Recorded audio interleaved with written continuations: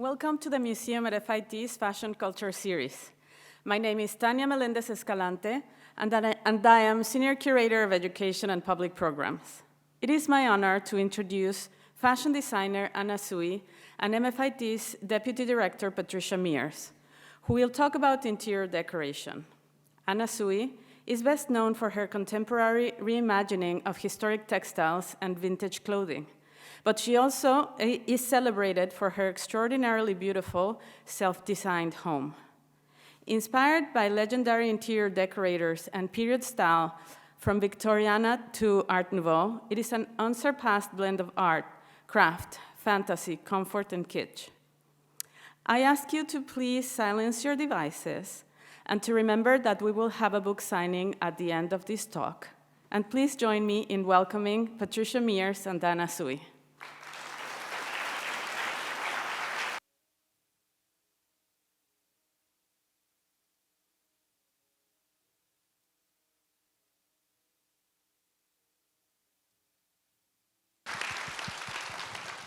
Hello. We're so honored to have Anna here. And I must say that not only was she wonderful in agreeing to be here tonight, Anna's really been my North Star. There's a small exhibition across the street called Designing Women, Fashion Creators and Their Interiors. And we always have a muse, and Anna was mine. While we're looking at mostly historical figures in that exhibition, the contemporary embodiment of the very best of what women have brought to fashion as creators and as people who have crafted their own interiors, business and home, have been so important. So Anna's going to walk us through that tonight. I will say also she was very generous in donating a couple of objects in the show, so if you get a chance, do please go and see it. Oh, and I'm sorry, this is the wonderful photograph of Anna in her Elizabeth Taylor caftan. I did ask her, could we have it? And she said no. We're going to actually begin by talking to Anna about her fashion career. This is what we know her for, and then we're going to see how she melds the two disciplines together. So Anna, just start us off. What are we looking at here? Well, the first photo was taken at 5 a.m. after a night out at the Mud Club. And a friend of mine was taking portraits of women that went to the Mud Club, and he said, can you come to my rooftop and can we do a portrait? So that's what I was wearing that night. The middle photograph is Jesse Froman, and he came to my office and he wanted to capture me in my environment, and that's my inspiration boards behind me. The dolly heads that are on the floor are the ones that we had made for my store, friends of mine and I, to decorate the store. And then there's my collection of Harper's Bazaar, but I didn't really throw them on the floor. Jesse put them there. Like, I'm a little more careful with them. And then the third picture is my store opening on Green Street. And so many friends came to help me celebrate, Marc Jacobs and Betsy Johnson. And it was just a very fortuitous opening, and we had the store for over 20 years.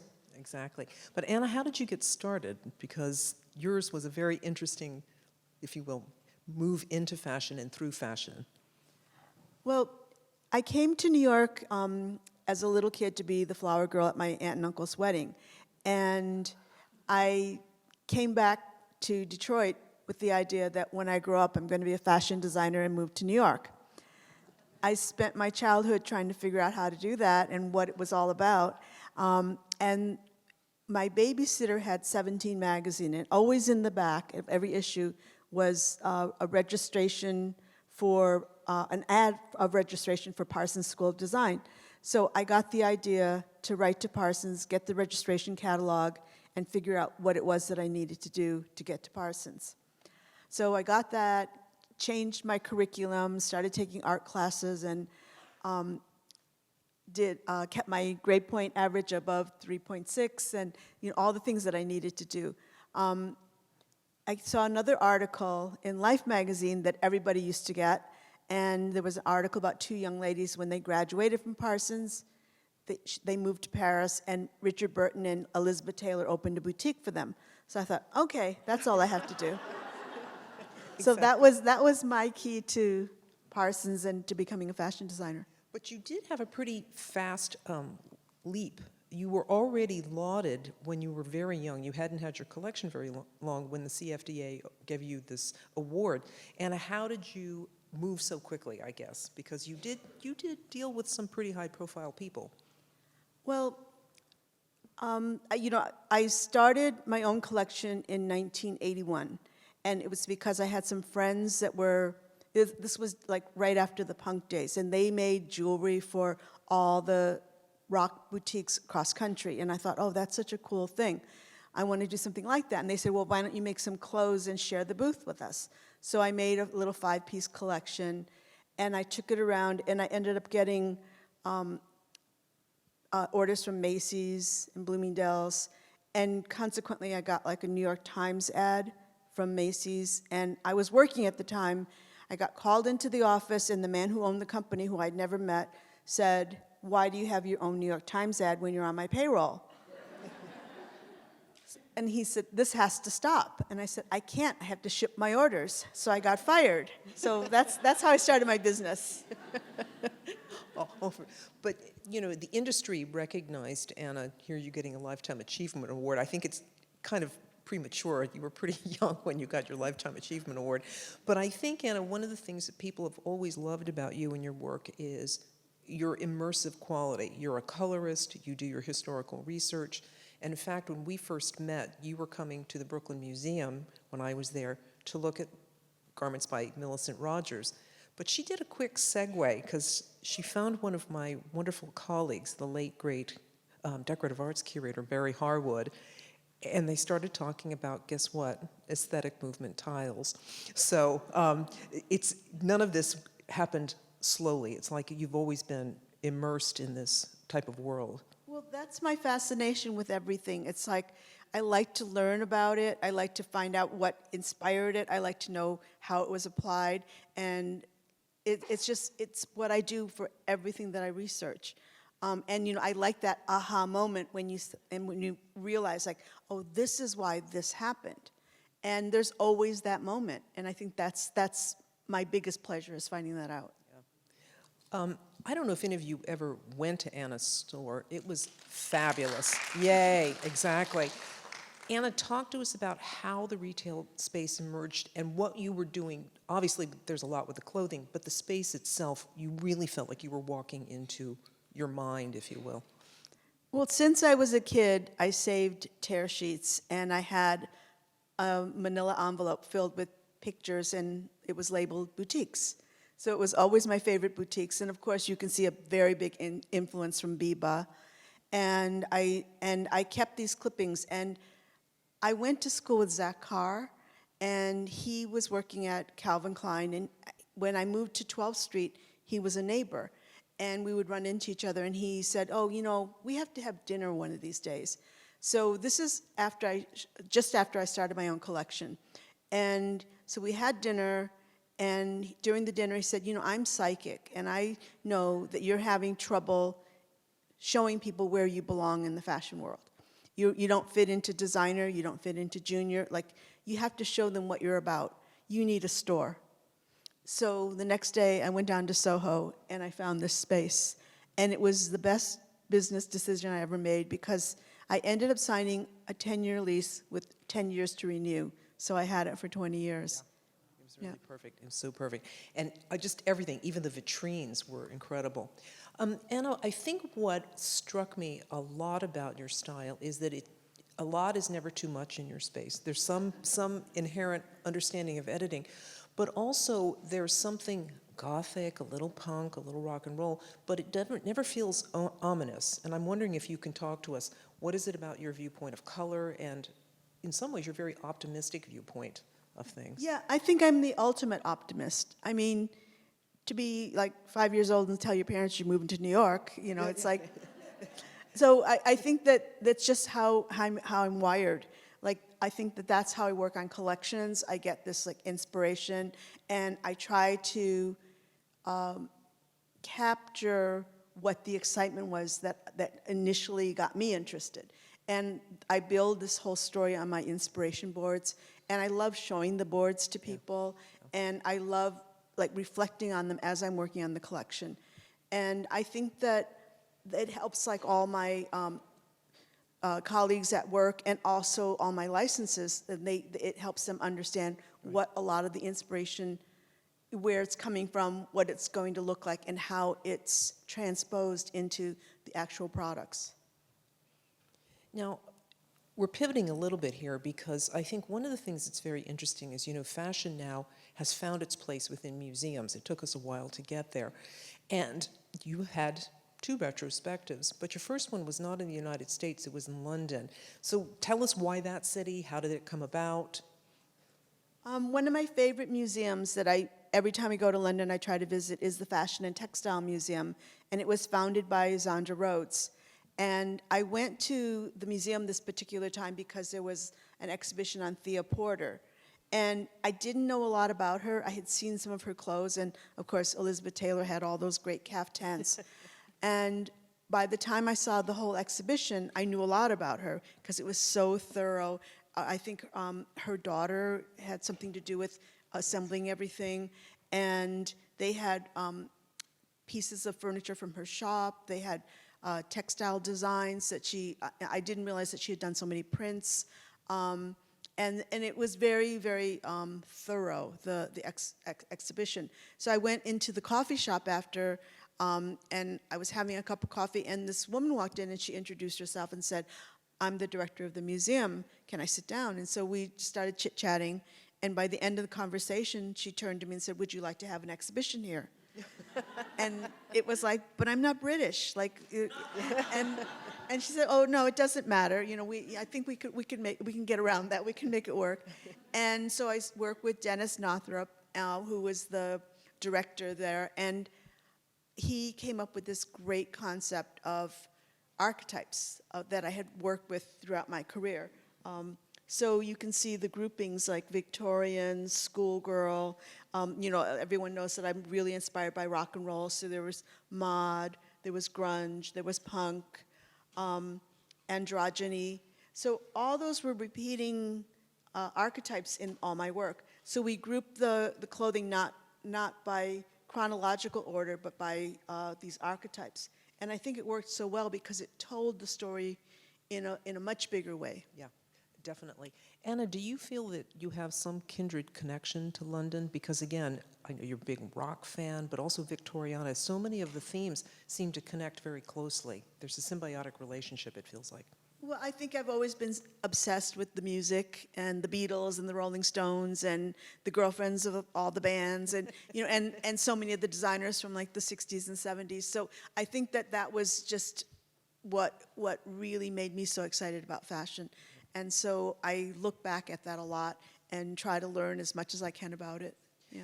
Did you actually have a hand in the curatorial process, meaning did you help select the objects with the team and aside from the groupings? Dennis did the initial selection, which was like 300 pieces. And then we edited down because although I own a lot of the original samples, we didn't have everything. Right. So we edited down to, I think in this exhibition, it was over 100 mannequins. And so we were able to put together about 100 outfits that I thought really strongly emphasized my collections. And when we brought the show to New York, it was edited down again. A little bit, yeah. Here we go. So this was the Museum of Arts and Design on Columbus Circle. And the other thing that happened was because the space was so different, it was 2 floors, and they liked things spread out more, where in London, everything was very condensed. Right. And also, the fact that it was in New York, we had access to a lot more material. So a lot of the backdrops were the backdrops from my fashion shows. And I think that really enhanced the displays of the different archetypes. And there was just a lot more material available here. Did you have a hand in designing this one as well? Working with Again, the they had a team, and we went through many, many edits. We finally came to an agreement on like what we thought it should look like. I really loved having the backdrops. Like they originally had like original artwork, Right. and not mine, but their interpretation. and I thought that using the actual backdrops was much more This was effective. another component I really loved, Anna, because it felt like they really brought your store into the museum. So again, it was a much more immersive experience. Was this you or the curator or both? It was the museum designer, and it was based on T-shirt art that we had. And I worked with this man, Dean Chooch Landry, and he does a lot of the T-shirt art for me. And he had done a T-shirt art drawing of the front of the store, because I just loved the graphics of the store, and he kind of conceptualized it even more. And so they hired him to extend it all and make it so that it was almost like a storefront. Looks great. Looks great. We're going to just talk a few minutes about Anna's actual design process. I have to say, when we were talking earlier, I'm not a designer. That's pretty obvious. And I always found it interesting that she can combine so many disparate elements, again, both in terms of her interiors and her design together, and the ease of using color. So Anna, I was wondering if you could talk about that a little bit. This is from the 2011 collection, detail, and this is more broad image. How do you bring it all together? How does it start? Well, usually it starts with an image that I'm obsessed about. And then I start researching that topic, and I make selections of photos, but also keeping in mind that I had to build a color story out of it. So I don't manipulate the color. I just keep finding images where the color fits into what we're thinking about. And then I incorporate other elements that maybe might not even be from that period that I'm researching, that feel like they fit in by color or design. And sometimes that's what helps shake it up a little bit, so that it's not just a costume epic. You know, it's more diversified. And sometimes I'll come across like an idea or a visual that I'll just throw in, and it kind of throws it off a little bit more. Like when I was working on a collection, I had gone to see Sofia Coppola filming Marie Antoinette. And so, of course, all the fabrics that I was looking at were very much like Marie Antoinette. But on the way to Paris, I had also taken a trip with my nephews, and we went to Turkey, and there was an exhibition about Barbarossa the pirate. And I thought, oh, this is the same timeline. Like, I can make this work.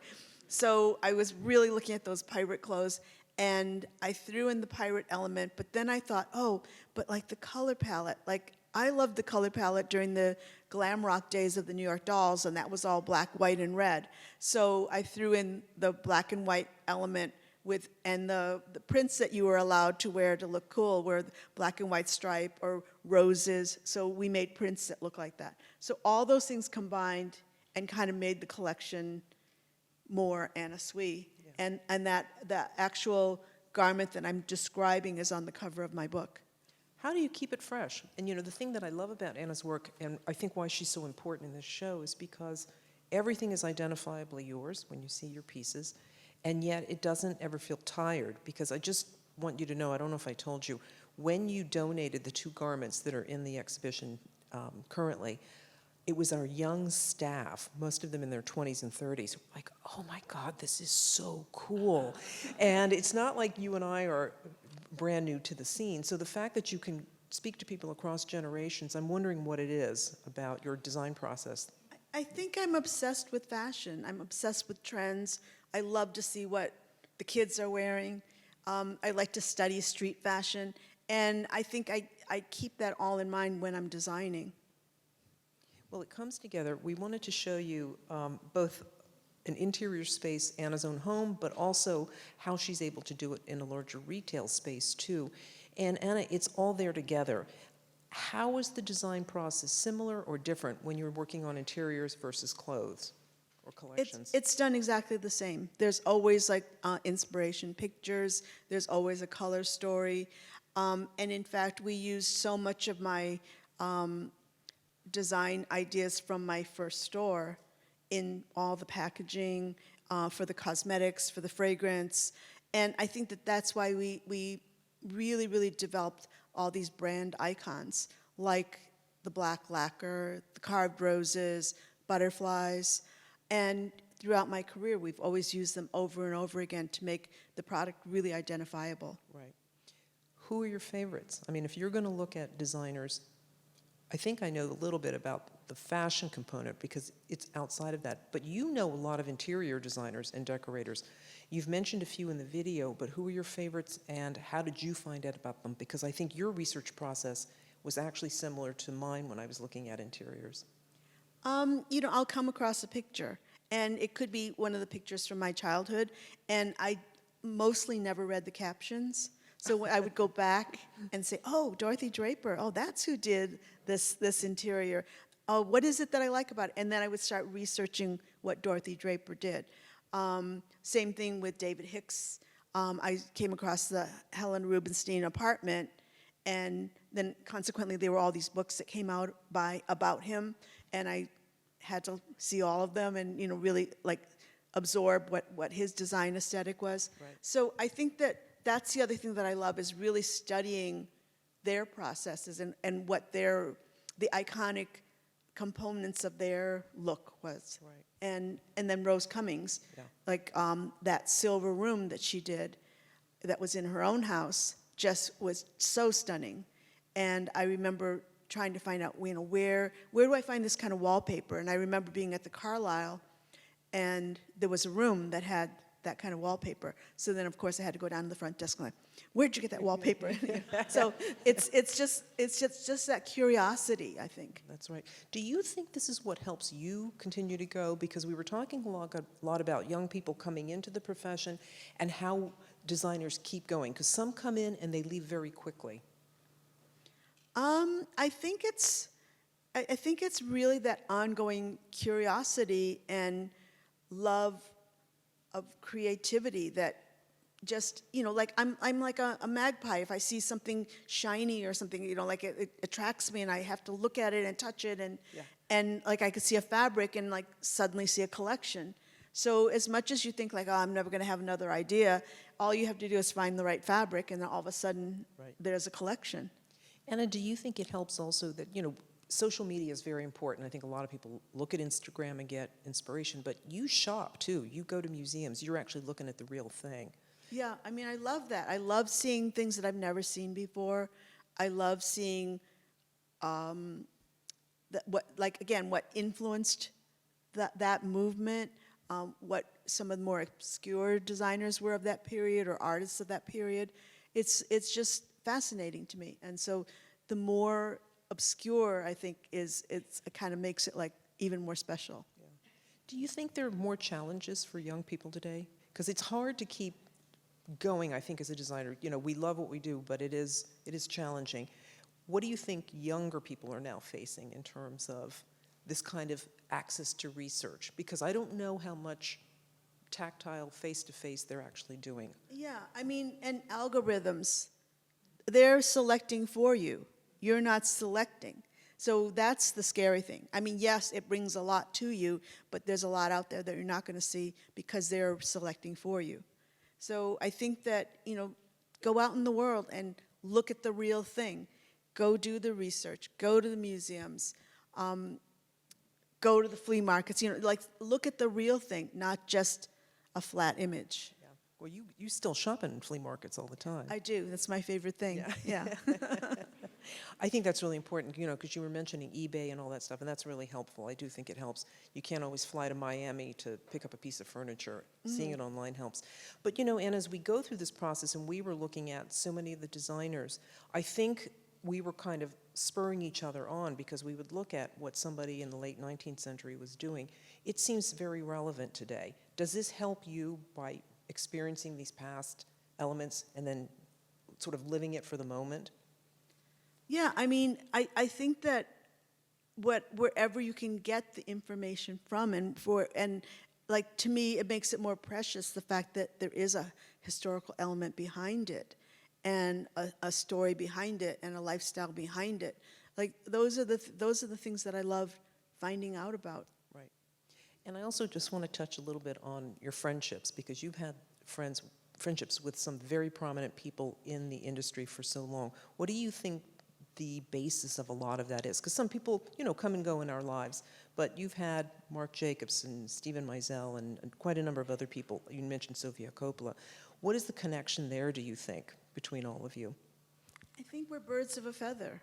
We're a tribe. It's like there's some kind of recognition that this is someone I can talk to about the anxieties, the problems, and they relate. Yeah. Mm-hmm. And if you could, would you want to go into interior design? I would love to. Anybody? I know. Again, I think, Anna, do you think it's hard to pivot away from things too if you're sort of set in a particular career or a particular area? Yeah, I remember when I went into starting to do fashion shows, I told my friend Martine Sitbon, I'm going to try it for 5 years. Well, here you are. Decades years later? Exactly. So I think also if there were maybe like 10 things that you could buy, either clothing or interior objects, do you think you know what they might be? Yeah, there's certain things I'm always obsessed about, like Coco Chanel's, like the ones from the 60s, and also the jewelry from that period. Right. I love like Ozzie Clark, Zandra Rhodes, Bill Gibb. So I'm always looking at those clothes, and I collect all of that less and less because it's getting kind of too precious, cost-wise, and Right. it's very fragile now.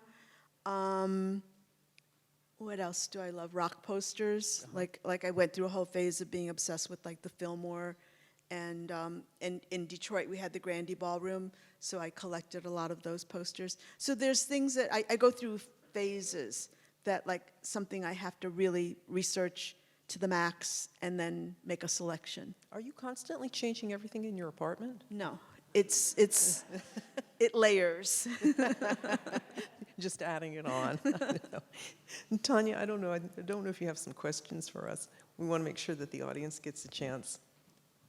And for those of you, if we don't pick your questions, you certainly have a chance to talk to Anna afterwards. She's going to be signing the book up there. So please go and make sure you introduce yourself, take a selfie. She's agreed to that. So, yay.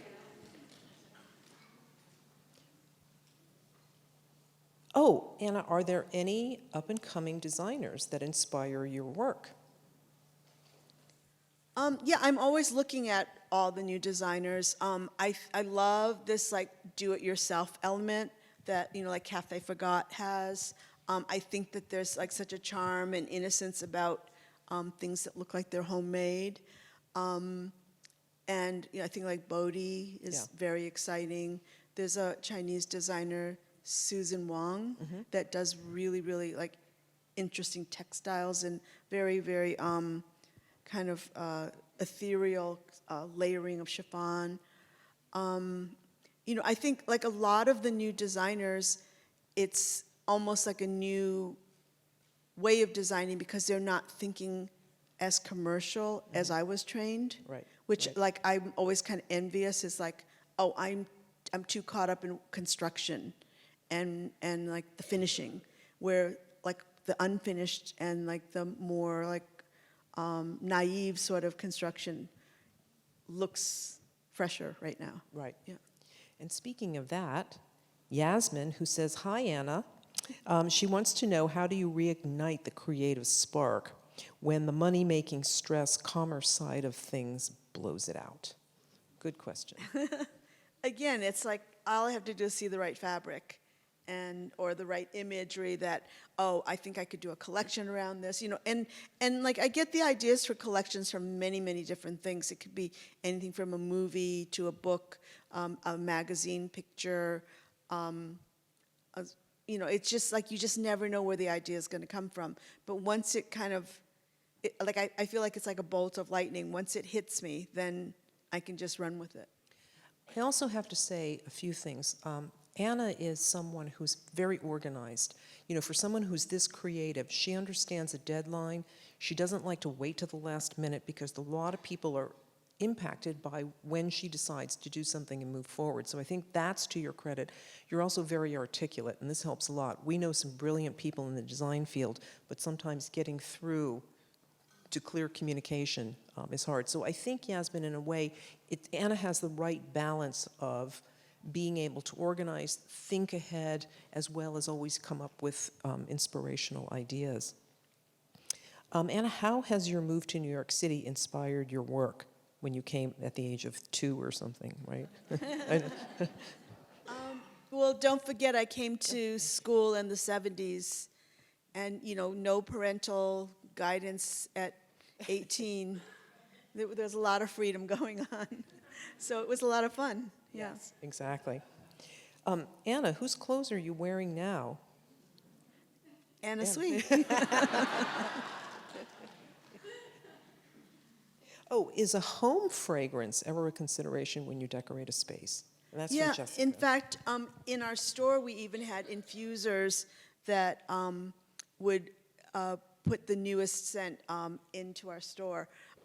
We've done candles, but I don't think we've ever really done like those kind of bottles where you put the sticks. Oh, yeah. Yeah. I don't know what is that called? Home scent. Yeah. Diffusers. Yeah. Thank you.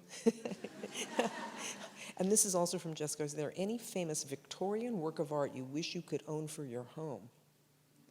Victorian. Well, I love Aubrey Beardsley, and I love William de Morgan. I love Pre-Raphaelite.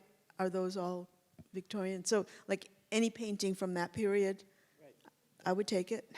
Well, somebody had a good question, and I hadn't thought of this. They want to know more about your home gym in that wonderful room. I know, I didn't see any gym equipment either. Oh, no, I had my mat, my weights. There was a exercise bicycle. Right. Like, especially during COVID, like I needed all those things just to keep moving. Oh, are there some public or historic places or buildings that inspire you also? I guess actual sites. Oh, always. Like I follow this one thing on Instagram. It's Art Nouveau buildings, and I love like the windows that they would put in the buildings, doors. So I just save all this imagery, and in fact, I've taken like an Art Nouveau doorway and made it into the design for the front of a boot, where we did applique of different types of leather, but I saw the original shape from the opening of a door. Right. Yeah. Anna, these are design questions. They want to know about the strong violet and black as identifying colors for your brand, and also what fabrics. There are a few questions about fabrics, your favorites, and how do you choose them? Well, I love textile, and I think everyone knows I love print, but I also love velvets, embroidery, sequins. I mean, you name it, I love it. It's like, so.